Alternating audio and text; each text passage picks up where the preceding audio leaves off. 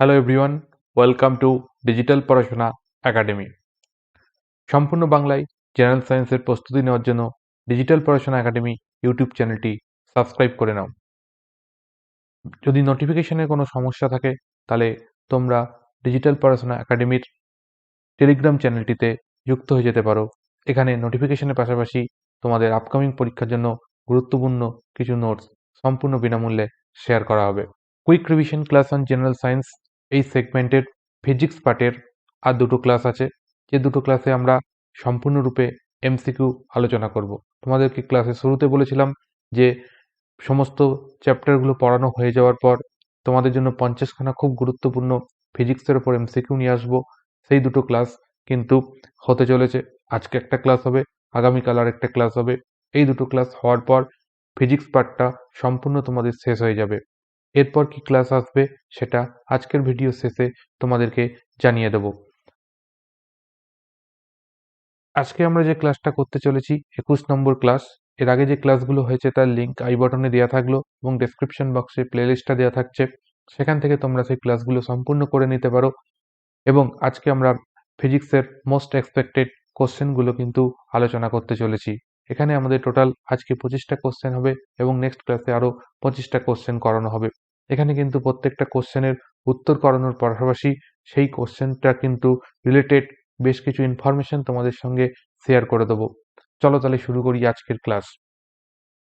দেখো, আজকের প্রথম প্রশ্ন বলছে, নিম্নলিখিত ভৌত রাশিগুলির মধ্যে কোনটির একক মোল?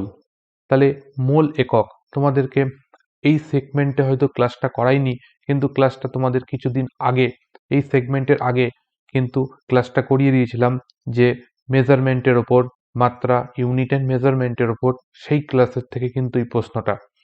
তাহলে এই প্রশ্নটার উত্তর কি হবে? তোমরা নিজেরা কিন্তু উত্তরগুলো করার চেষ্টা করবে আমার সঙ্গে সঙ্গে করার পাশাপাশি। তাহলে দেখো, এই যে নিম্নলিখিত ভৌত রাশিগুলো রয়েছে তার মধ্যে কোনটির একক মোল? তাহলে তোমরা জেনে থাকবে যে পদার্থের পরিমাপ, এই পদার্থের পরিমাণ, এটার একক হচ্ছে কিন্তু মোল। এই যে পদার্থের পরিমাণ মোল, এটা একটা কি ধরনের রাশি? এটা কিন্তু আমাদের যে রাশিগুলো রয়েছে তার মধ্যে যে 7টা রাশিকে প্রাথমিক রাশির মর্যাদা দেওয়া হয়েছে, সেই প্রাথমিক রাশির মর্যাদা দেওয়া রাশিগুলির মধ্যে এটি একটি অন্যতম রাশি হচ্ছে পদার্থের পরিমাণ। সেই পদার্থের পরিমাণ যার একক হচ্ছে কিন্তু মোল। এখানে আমি তোমাদের সুবিধার্থে সেই 7খানা ভৌত রাশিকে তুলে ধরেছি, সেগুলো দেখে নাও। এখানে ভৌত রাশি দিয়েছি, সেই ভৌত রাশির সিম্বল কি হবে সেটা দিয়েছি এবং তার ইউনিট দিয়ে দিয়েছি। দেখো, এখানে 7টা ভৌত রাশি রয়েছে, মাস রয়েছে, লেন্থ রয়েছে, time, temperature, electric current, Luminous intensity and amount of substance. তার প্রত্যেকটার ইউনিট কি হয় সেটা তোমাদের এখানে দিয়ে দিয়েছি। তোমরা ক্লাসটা ডিটেলসে করে নেবে, তাহলে কিন্তু এই বিষয় সমস্ত কিছু সঠিকভাবে জানতে পেরে যাবে। নেক্সট কোশ্চেনে যাব। বলছে 1 ফেমটোমিটার ইজিক্যাল টু কত মিটার? তাহলে ফেমটোমিটার এটা কিন্তু দৈর্ঘ্য পরিমাপ করার আরও একটা ক্ষুদ্র একক। সেই দৈর্ঘ্য পরিমাপ করার ক্ষুদ্র একক ফেমটোমিটার, এটা ইজিক্যাল টু কত মিটার হবে?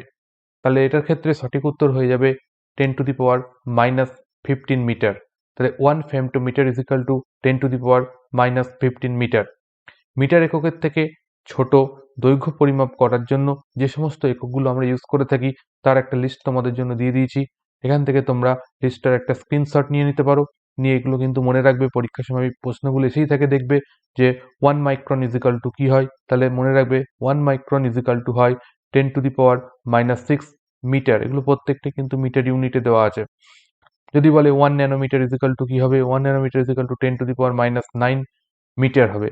এরকমভাবে পিকোমিটার, ফেমটোমিটার, অটোমিটার, এইগুলো সাহায্যে কিন্তু আমরা দৈর্ঘ্যের ক্ষুদ্রতম দৈর্ঘ্যগুলোকে পরিমাপ করার ক্ষেত্রে কিন্তু এই ধরনের প্রেফিক্সগুলো ইউজ করে থাকি।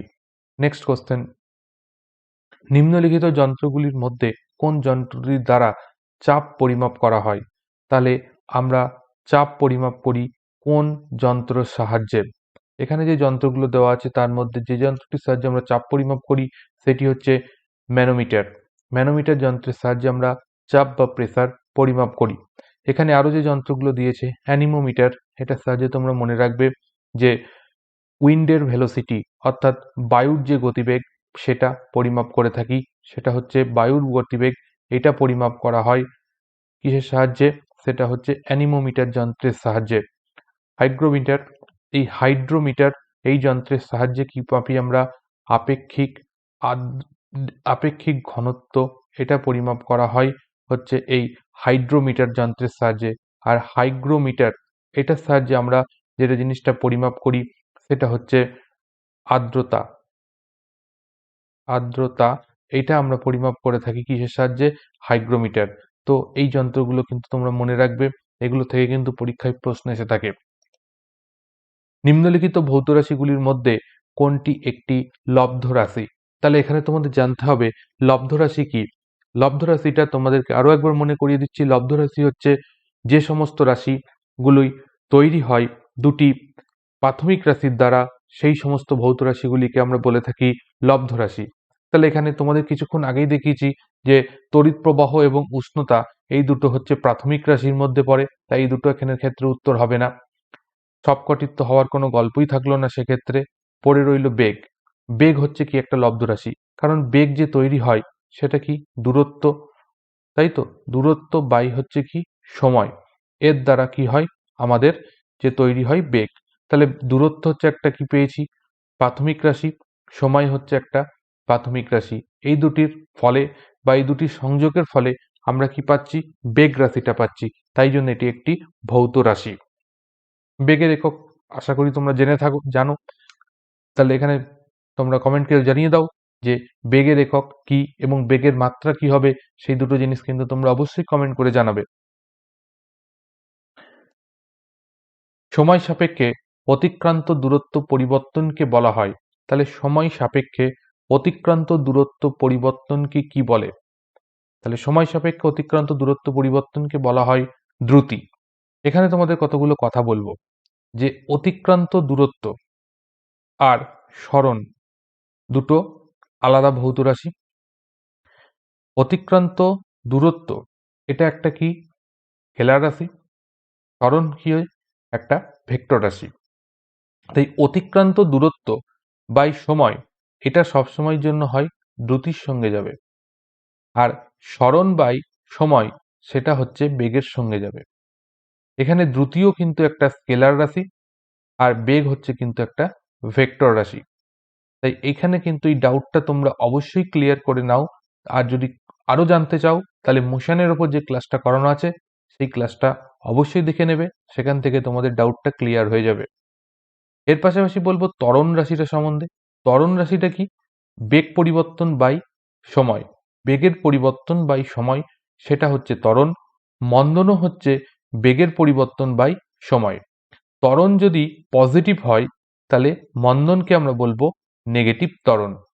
কারণ ত্বরণ মানে হচ্ছে বস্তুর বেগ বৃদ্ধি পায়, আর মন্দন ঘটলে পারে বস্তুর বেগ হ্রাস পেতে থাকে। এই হচ্ছে ত্বরণ এবং মন্দনের মধ্যে বেসিক ডিফারেন্স। এর থেকে বেশি জানার জন্য তোমাদের বলবো মোশনের ওপর যে ক্লাসটা করানো আছে সেটা দেখে নিও। যদি কোনো একটি বস্তু কণার অতিক্রান্ত দূরত্ব শূন্য হয় তবে কণাটির সরণ হবে।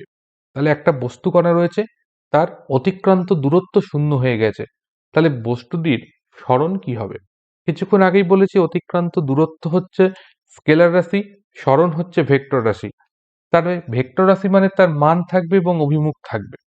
কিন্তু আমাদেরকে বলে দিয়েছে অতিক্রান্ত দূরত্ব শূন্য। তাহলে কোনো বস্তু দ্বারা অতিক্রান্ত দূরত্ব শূন্য হওয়ার অর্থ বস্তুটি কি? একই জায়গায় স্থির রয়েছে। ঠিক একই জায়গায় স্থির রয়েছে। তা বস্তুটি যদি একই জায়গায় স্থির থাকে তাহলে বস্তুটি স্থির থাকলে বস্তু সরণ তো হওয়ার কথাই নেই। তাহলে আমরা অবভিয়াসলি চোখ বন্ধ করে বলে দিতে পারি যে ক্ষেত্রে উত্তরটা সর্বদা শূন্য, অর্থাৎ অপশন ডির সঙ্গে আমরা যাব। কারণ বস্তুটার অতিক্রান্ত দূরত্ব যদি শূন্য হয়ে যায় তো সরণ অবশ্যই শূন্য হয়ে যাবে। কিন্তু এই প্রশ্নটাই যদি বলা হতো যে বস্তুটির অতিক্রান্ত দূরত্বের একটা মান আছে, বা বস্তুটির অতিক্রান্ত দূরত্ব 5 মিটার যদি বলে দিত, তাহলে বস্তুটির সরণ কি হবে যদি জানতে চাইতো, তাহলে কি হবে? তাহলে সেই ক্ষেত্রে আমাদের উত্তরটা হয়ে যেত যে শূন্য হতে পারে আবার নাও হতে পারে। তখন উত্তরটা হয়ে যেত শূন্য হতে পারে বা নাও হতে পারে। কেন? বস্তুটি যদি একটা বৃত্তাকার পথে ভ্রমণ করত, তাহলে সেই ক্ষেত্রে কি অতিক্রান্ত দূরত্ব আমরা 5 মিটার পেতাম, কিন্তু তার সরণটা শূন্য হয়ে যেত। কেন? তার প্রাথমিক অবস্থান এবং অন্তিম অবস্থান একই বিন্দুতে। এই কারণের জন্য কি হয়ে যেত? সরণটা শূন্য হয়ে যেত। বা বস্তুটা যেখান থেকে যাত্রা শুরু করলো সেখান থেকেই ঘুরে এসে দাঁড়ালো, এক্ষেত্রেও যদি 5 মিটার ভ্রমণ করে, তাও বস্তুটির প্রাথমিক অবস্থান এবং অন্তিম অবস্থান এক হওয়ার জন্য বস্তুটির কি হয়ে যেত? সরণ শূন্য হয়ে যেত। তাই তখন সেটা আমরা বলতে পারতাম আবার সরাসরি প্রাথমিক অবস্থান এবং শেষ অবস্থান এইভাবেও যেতে পারত, এক্ষেত্রেও কিন্তু হতে পারত। তাই তখন আমরা বলতাম অপশন বি অ্যান্সার। ঠিক আছে? এবার তোমাদেরকে আমি একটা প্রশ্ন করছি, যে প্রশ্নটার উত্তর তোমরা কমেন্ট বক্সে জানাবে। সেটা হচ্ছে, যদি কোনো একটি বস্তুকণার সরণ শূন্য হয়, তাহলে বস্তুটির অতিক্রান্ত দূরত্ব কি হবে? এই প্রশ্নটার উত্তর তোমরা কমেন্ট করে জানাবে যে কি হবে। আমি তোমাদের কমেন্টে উত্তরটা রিপ্লাই দিয়ে জানিয়ে দেবো যে সঠিক উত্তর কি হবে। নেক্সট কোশ্চেনে যাচ্ছি। প্রক্ষেপ বেগ বা প্রজেক্টাইল মোশন এর ক্ষেত্রে কত কোণের সঙ্গে বস্তুকে নিক্ষেপ করলে বস্তুটির সর্বোচ্চ উচ্চতায় পৌঁছবে? তাহলে একটা বস্তুকে প্রজেক্টাইল মোশন, অর্থাৎ ছুটছি ওপর দিকে, তা এইভাবে যখন ওপর দিকে ছুটছি, তখন বস্তুটিকে কত ডিগ্রি, অর্থাৎ অনুভূমিক তল সাপেক্ষে কত ডিগ্রি কোণ করে যদি ছুটলে বস্তুটি সর্বোচ্চ উচ্চতায় পৌঁছবে? প্রশ্নের ভাঁজটা বুঝতে হবে। এখানে জানতে চেয়েছি সর্বোচ্চ উচ্চতায়, সর্বোচ্চ উচ্চতায়, এটা দিয়ে একটা প্রশ্ন হয়। আর একটা প্রশ্ন হয় যে কত দূরত্ব অতিক্রম করবে, মানে সবচেয়ে কত দূরে গিয়ে পড়বে, ঠিক আছে, বা রেঞ্জ কত হবে। এই দুটো দিয়ে কিন্তু এখানে প্রশ্নটা হতে পারে। অর্থাৎ একটা হতে পারে কত দূরে গিয়ে পড়বে, একটা হতে পারে কত উচ্চতায় উঠবে। এই দুটো কিন্তু কোণের মানটা তোমাদের এখানে মনে রাখতে হবে। তো এক্ষেত্রে আমাদের উত্তরটা হয়ে যাবে অপশন এ 90 ডিগ্রি। কেন? মনে করো এটা অনুভূমিক তল, এই সাপেক্ষে আমরা একটা বস্তুকে যদি এইভাবে ছুড়ে দিই, তাহলে বস্তুটা এইভাবে যাচ্ছে, গিয়ে এখানে বস্তুটা পড়ছে, ঠিক আছে। এবার সর্বোচ্চ উচ্চতায় উঠাতে গেলে পারে, সর্বোচ্চ উচ্চতায় যদি বস্তুটাকে ওঠাতে হয়, তাহলে এই সর্বোচ্চ উচ্চতা কোনটা? এই লম্ব, তাই তো। এই অনুভূমিক তল সাপেক্ষে লম্বটাই হচ্ছে বস্তুটির সর্বোচ্চ উচ্চতা। তাহলে সর্বোচ্চ উচ্চতায় তুলতে গেলে বস্তুটিকে কত? 90 ডিগ্রি কোণ করে ছুটতে হবে, তাহলে বস্তুটি সোজাসুজি ওপরে উঠবে সর্বোচ্চ উচ্চতায়। আর বস্তুটিকে সর্বোচ্চ দূরত্বে যদি ছুটতে হয়, সবচেয়ে বেশি দূরত্ব যদি ছুটতে হয়, তাহলে পরে আমরা কত ডিগ্রি কোণ করি? সেক্ষেত্রে আমাদের কোণটা হয়ে যায় 45 ডিগ্রি। তাহলে 45 ডিগ্রি কোণটা হচ্ছে বস্তুকে সর্বোচ্চ দূরত্বে ছোড়ার জন্য। আর যদি বলে সর্বোচ্চ উচ্চতায় ছোড়ার জন্য, তাহলে কোণটা হয়ে যাবে 90 ডিগ্রি। একটা উচ্চতা, একটা দূরত্ব। অবশ্যই তোমরা মোশনের ক্লাসটা করবে। যদি একটি পেন্ডুলাম ঘড়ির পেন্ডুলামের দৈর্ঘ্য 4 গুণ বৃদ্ধি করা হয়, তবে ঘড়িটির পর্যায়কাল কত হবে? তাহলে এখানে উত্তরটা হয়ে যাবে দ্বিগুণ হবে, পর্যায়কাল দ্বিগুণ হয়ে যাবে যদি পেন্ডুলামের দৈর্ঘ্য বৃদ্ধি করা হয়। অর্থাৎ কিরম হচ্ছে বিষয়টা? মনে করো এরকম একটা পেন্ডুলাম রয়েছে, এটা, এই জিনিসটা ঘড়ির পেন্ডুলাম, এটা এইভাবে যাওয়া আসা করতে থাকে। এর এই যে লেন্থ, এটা এল, এটা হচ্ছে লেন্থ। এই লেন্থটা যদি আমরা 2l করে দিই, দ্বিগুণ করে দিই, তাহলে পর্যায়কাল টি এর কি পরিবর্তন হবে, সেটা আমাদের এখানে জানতে চেয়েছে। তা আমরা হয়তো জানি বা জানি না কেউ কেউ। আমি ফর্মুলাটা বলে দিচ্ছি, মনে রাখবে। T is equal to pi √/2l by G. এটা হচ্ছে একটা পেন্ডুলাম বা সরল দোলকের পর্যায়কালের ফর্মুলা বা সূত্র। এটা তোমরা মনে রাখবে। এবার আমাদেরকে বলে দিয়েছে এই এল এর ভ্যালুটা 2l হয়ে গেছে, তাহলে পর্যায়কালের কি পরিবর্তন হবে? ঠিক না, এখানে আমাদের কি বলে দিয়েছে? দৈর্ঘ্য 4 গুণ হয়েছে, সরি ভুলে গেছে, 4 গুণ হয়েছে, অর্থাৎ 4l হয়ে গেছে। তাহলে সেক্ষেত্রে আমাদের কি পরিবর্তন হবে?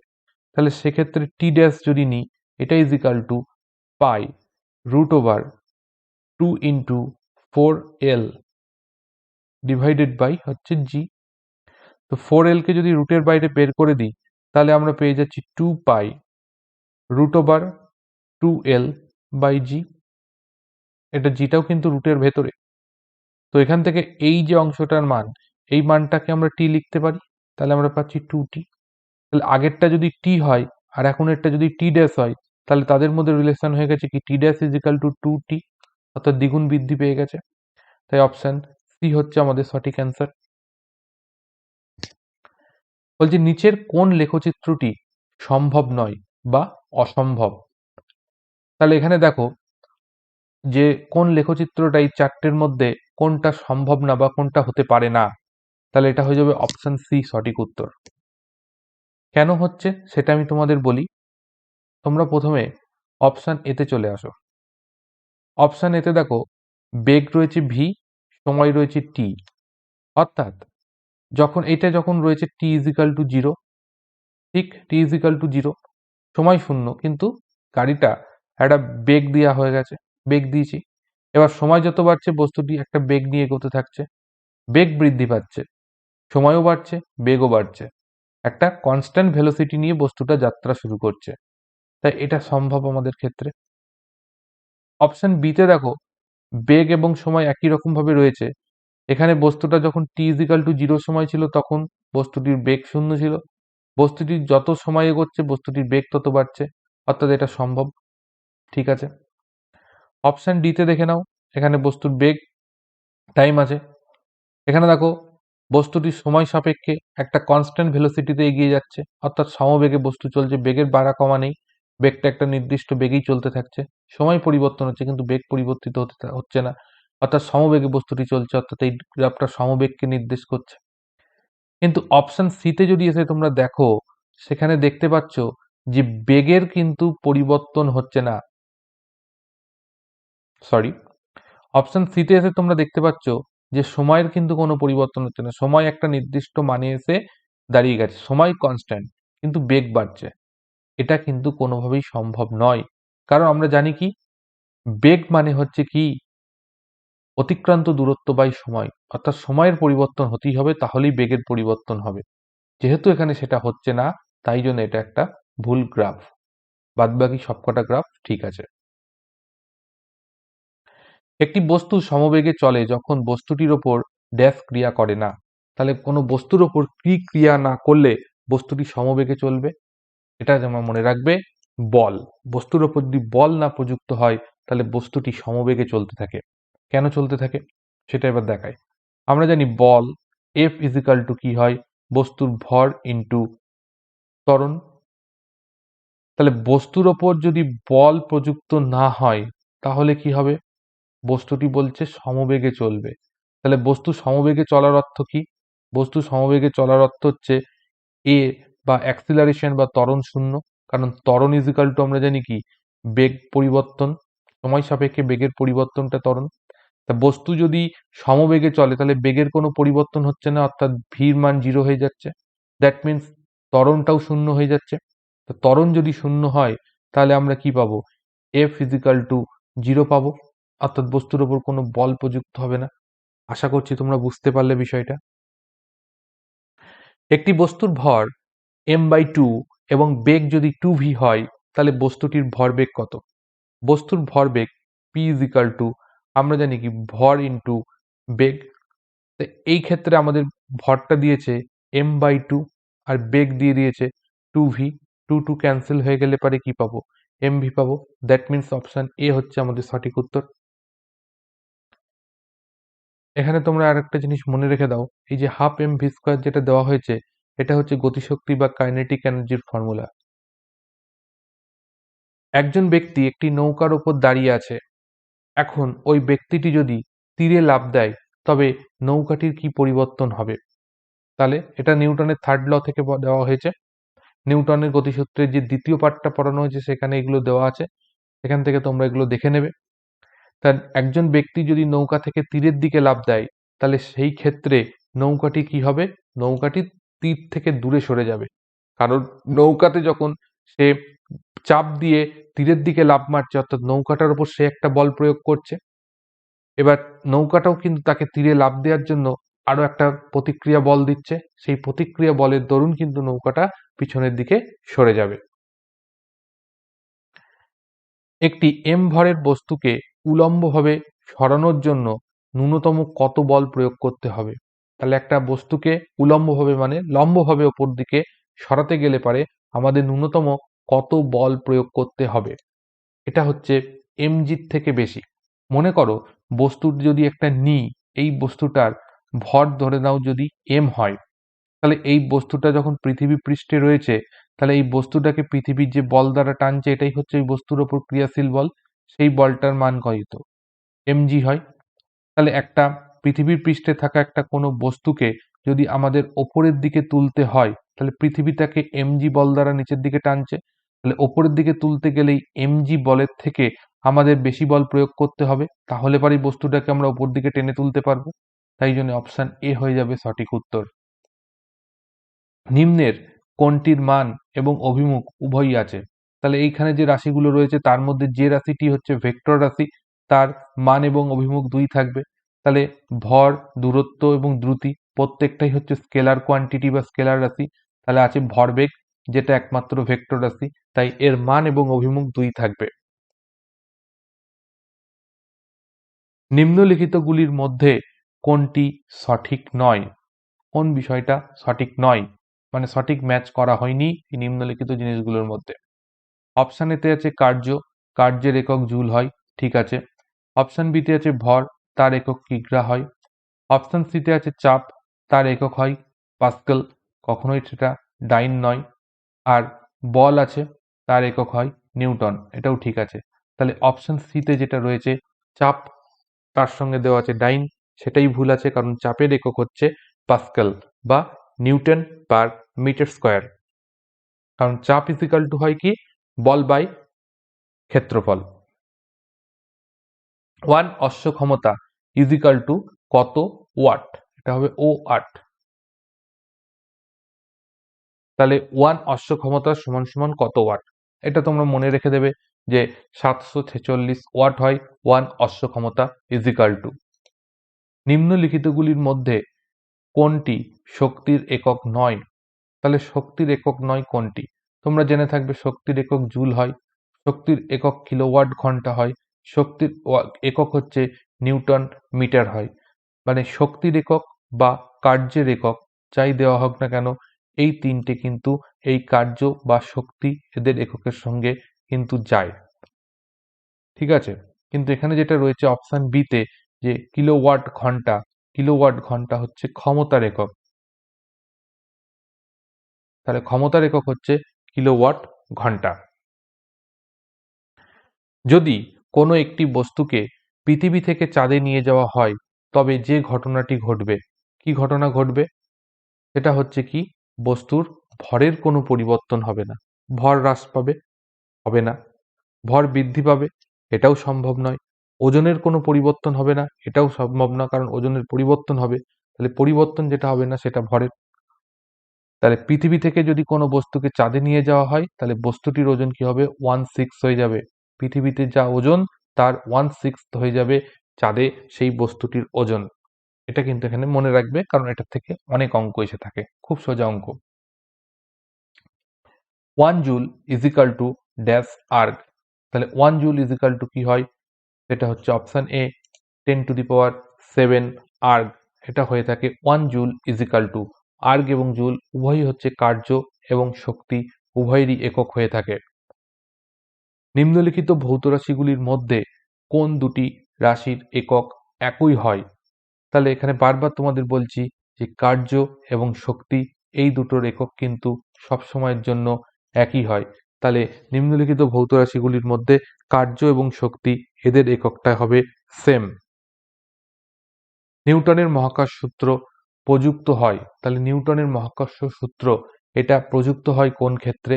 এটা প্রযুক্ত হয় একটি সমস্ত বস্তুর ওপরই কাজ করে, আকৃতির ওপর নির্ভর করে না।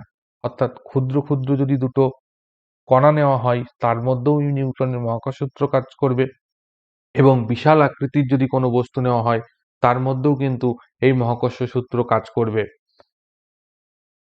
চাঁদের মুক্তিবেগ হলো ড্যাশ কিলোমিটার পার সেকেন্ড। তাহলে চাঁদের মুক্তিবেগ কত? চাঁদের মুক্তিবেগ হচ্ছে 2.38 কিলোমিটার পার সেকেন্ড। এটা হলো চাঁদের মুক্তিবেগ। এখানে 11.2 যেটা, সেটা হচ্ছে পৃথিবীর মুক্তিবেগ, 618 যেটা সেটা সূর্যের মুক্তিবেগ, আর 8.8 যেটা সেটা যে মুক্তিবেগ সেটা হচ্ছে কিসের, বুধ যে গ্রহ রয়েছে সেই বুধ গ্রহের মুক্তিবেগ হচ্ছে 8.8। যদি দুটি বস্তুর মধ্যেকার দূরত্ব বৃদ্ধি করা হয় তবে বস্তু দুটির মধ্যেকার মহাকর্ষ বল কি হবে? তাহলে দুটি বস্তুর মধ্যেকার মহাকর্ষ বল বা আকর্ষণ বল যাই হোক না কেন, এটা m1 ভর, এটা হচ্ছে m2 ভরের বস্তু রয়েছে, এদের মধ্যেকার দূরত্বটা যদি আমরা r ধরে নিই তাহলে কি হচ্ছে, এই যে মহাকর্ষ যে বল এটা ইজিক্যাল টু আমরা যেটা লিখতে পারি সেটা হচ্ছে m1 into m2 divided by হচ্ছে r স্কোয়ার। এটা হচ্ছে মেন ফর্মুলা। এবার বস্তু দুটির মধ্যেকার দূরত্ব অর্থাৎ r এর মান যদি বৃদ্ধি করা হয়, অর্থাৎ r এর মান যদি বৃদ্ধি পায়, তাহলে r এর মান যদি বৃদ্ধি পায় কি হবে, টোটাল যে বল সেই রাশিটার মান কি হবে, কমে যাবে। তাহলে এখানে মনে রাখবে যে r এর মান যদি বৃদ্ধি পায় তাহলে ওই মহাকর্ষ বলের মান কিন্তু হ্রাস পাবে। একটি বলকে ওপরের দিকে ছোড়া হলো, বলটির অভিকর্ষজ ত্বরণের মান কি হবে? তাহলে একটা বলকে আমরা নিচে এখানে রয়েছে, বলটাকে ওপরের দিকে ছুড়ে দিলাম, তাহলে তার অভিকর্ষজ ত্বরণের মান কি হবে, অর্থাৎ জি এর মান কি হবে? তাহলে বস্তুটা যত ওপরের দিকে উঠতে থাকবে জি এর মান তত কমতে থাকবে, অর্থাৎ এক্ষেত্রে মন্দন কাজ করবে। তাহলে মন্দন কাজ করার অর্থ হচ্ছে নেগেটিভ ত্বরণ, তাই তো? মন্দন মানেই তো নেগেটিভ ত্বরণ, তাহলে নেগেটিভ ত্বরণ যদি কাজ করে তার মানে হচ্ছে কি ঋণাত্মক হবে। তাই অপশন বি হয়ে যাবে আমাদের সঠিক উত্তর। একটি বস্তুকে পৃথিবীর নিরক্ষীয় অঞ্চল থেকে মেরু অঞ্চলে নিয়ে যাওয়া হলে বস্তুটির ওজনের কিরূপ পরিবর্তন হবে? তাহলে একটা বস্তুকে যদি নিরক্ষীয় অঞ্চল থেকে আমরা মেরু অঞ্চলে নিয়ে চলে যাই তাহলে বস্তুটির ওজনের কিরূপ পরিবর্তন হবে? তোমরা জানো যে নিরক্ষীয় অঞ্চলের তুলনায় মেরু অঞ্চলে অভিকর্ষজ ত্বরণের মানটা বেশি হয়। তাই একটা বস্তুর ওজন সেই ডব্লিউ ইজিক্যাল টু আমরা কি জানি, বস্তুর ভর ইন্টু অভিকর্ষজ ত্বরণ। তাহলে বস্তুটাকে যদি পৃথিবীর আম, পৃথিবীর এই নিরক্ষীয় অঞ্চল থেকে আমরা মেরু অঞ্চলের দিকে নিয়ে যাই সেক্ষেত্রে কি হবে, এখানে জি এর মানটা, এখানে যে জি এর মান সেই তুলনায় কি হয়, কম হয়, তাই তো? নিরক্ষীয় অঞ্চলে জি এর মানটা মেরু অঞ্চলে জি এর মানের থেকে কম হয়। তাহলে মেরু অঞ্চলে গেলে পারে কি হবে, বস্তুর ওজন যেটা হবে সেটা কি হবে, পৃথিবী নিরক্ষীয় অঞ্চলের তুলনায় বেশি হবে। তাই কি হবে, এটা উত্তর হয়ে যাবে অপশন ডি, বৃদ্ধি পাবে। এই ছিল আজকের 25টা প্রশ্ন। নেক্সট ক্লাসে তোমাদের আরো 25টা কোশ্চেন করিয়ে মোট 50টা কোশ্চেন তোমাদেরকে দিয়ে দেবো। এরপর আমরা নতুন সেগমেন্টের নতুন ক্লাস শুরু করব। এর পাশাপাশি বলবো top 500 general science MCQ class প্রতি বৃহস্পতিবার সন্ধ্যে 7টায় অনুষ্ঠিত হচ্ছে, সেই ক্লাসটাও তোমরা কিন্তু ফলো করতে থাকো। আজকের ক্লাসে তোমাদেরকে জানিয়ে দিচ্ছি যে এই ফিজিক্সের দুটো ক্লাস শেষ হয়ে যাওয়ার পর আমরা যেটা নতুন জিনিস শুরু করতে চলেছি সেটা হচ্ছে কেমিস্ট্রির ওপর অধ্যায় ভিত্তিক এমসিকিউ ক্লাস করাবো। যেহেতু আমাদের পরীক্ষার বেশি দিন দেরি নেই সেই কারণের জন্য এই মুহূর্তে আমি থিওরি ক্লাসটা করাচ্ছি না, তার পরিবর্তে আমি যেটা করাবো সেটা হচ্ছে এমসিকিউ করাবো, যেটা কিন্তু তোমাদের আপকামিং পরীক্ষার জন্য খুব হেল্পফুল হবে। এটা বিভিন্ন পিআইকিউ কোশ্চেন এবং তার সঙ্গে আমি নিজে কিছু নতুন মডেলের কোশ্চেন তৈরি করেছি, সেই কোশ্চেনগুলো সমস্ত কিছু নিয়েই কেমিস্ট্রির ওপর একদম সম্পূর্ণ অধ্যায় ভিত্তিক তোমাদের ক্লাস করিয়ে দেবো। এছাড়াও কয়েকজন আমাকে কমেন্ট করেছিলে দুটো চ্যাপ্টার অ্যাটমিক স্ট্রাকচার এবং পিরিয়ডিক টেবিল তার উপর ক্লাস করাতে। আমি অবশ্যই তোমাদের এই দুটো বিষয়ের ওপর আগামী এক সপ্তাহের মধ্যে ক্লাস দিয়ে দেবো, তোমরা সেই ক্লাস দুটো কিন্তু অবশ্যই করে নেবে। এর পাশাপাশি তোমাদেরকে বলবো যে তোমাদের জন্য অনেকে আরো একটা জিনিস আমাকে বলেছিলে, সেটা হচ্ছে ফিজিক্সের অঙ্কগুলো করানোর কথা। আমি চেষ্টা করব আর এক সপ্তাহ কি 2 সপ্তাহের মধ্যে তোমাদের ফিজিক্সের চ্যাপ্টার ওয়াইজ কিন্তু অঙ্ক একটা করে ক্লাস করিয়ে দেব। সেটা তোমাদের অবশ্যই হেল্পফুল হবে আপকামিং গ্রুপ ডি পরীক্ষার জন্য। আজকের ক্লাসটা যদি তোমাদের ভালো লেগে থাকে অবশ্যই লাইক করবে, শেয়ার করবে এবং নতুন হয়ে থাকলে সাবস্ক্রাইব করে নাও, কারণ আগামী দিনে তোমাদের জন্য আরো নতুন নতুন ক্লাস এখানে আসতে চলেছে। তাই চ্যানেলটি সাবস্ক্রাইব করা থাকলে প্রত্যেকটা ক্লাসের নোটিফিকেশন তোমরা সবসময় পেয়ে যাবে। তাই সবাইকে থ্যাংক ইউ।